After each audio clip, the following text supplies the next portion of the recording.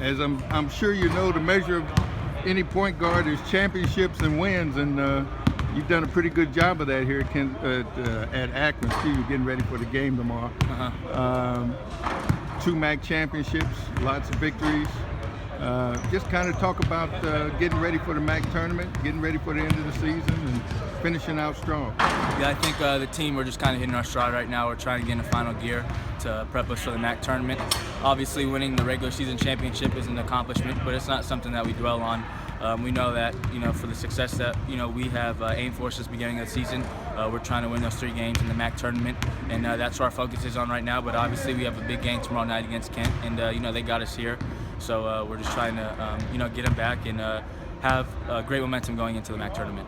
Let's talk about point guard play and yourself in particular. What's the key to being a floor general, so to speak, to getting everything right and in the right place and coming out on top? I think being a floor general embodies a lot of things. You have to dictate, time and tempo. You have to understand what guys got it rolling.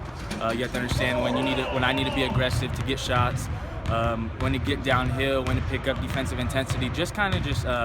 It's like I'm playing a game within a game. I have to understand, where guys like the ball. Does Anson like the ball low? Does Jamal like the ball high? When's Jamal going to run the lane? Just different things. Where's Big Dog successful whip block on the left side or the right side? Where's his double team coming from? Just kind of taking the game in for what it is. I gotta just see the game kind of in a different perspective, maybe from like a bird's eye view. It's like a chess match. So later in the game, when I need to go to certain things, I have a complete feel of what's going on. But like big thing too is like where the double team's coming from, because Big Dog has been garnering so much attention. When I see what he's doing, I have to let him know it's coming from the backside, it's coming from the 3-man, coming off of Quan's guy. So just so when we need that stuff late in the game, we know where to hit guys. The big thing in a lot of ways is now that you're into your junior year, you got to know the conference pretty well too. I would think that plays a part into it as well. How does that, being around the league, playing teams and whatever 2, 3, 4 times, you know what to expect from Eastern, Western, Northern, Central, Kent, OU, right on down the line.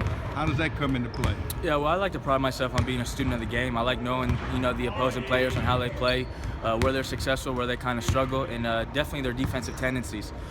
Some guys, like for instance, Ali from Bowling Green, he doesn't really reach much, but he's a very good on-ball defender. But someone else, maybe a younger guy, for instance, Buffalo, number 3 on Buffalo, he likes to get in a little bit more and try to steal the ball. So just kind of knowing those guys' tendencies, and the thing is, you want to make them beat you in ways that you don't see in film. So if I know that, Ray Lee likes to dribble pull-up, behind his back, I'm probably not going to try to let him get to that. Maybe I'm going to try to make him shoot, go to the basket and funnel him to Big Dog or Quan. Just kind of knowing those guys' tendencies and playing off of them.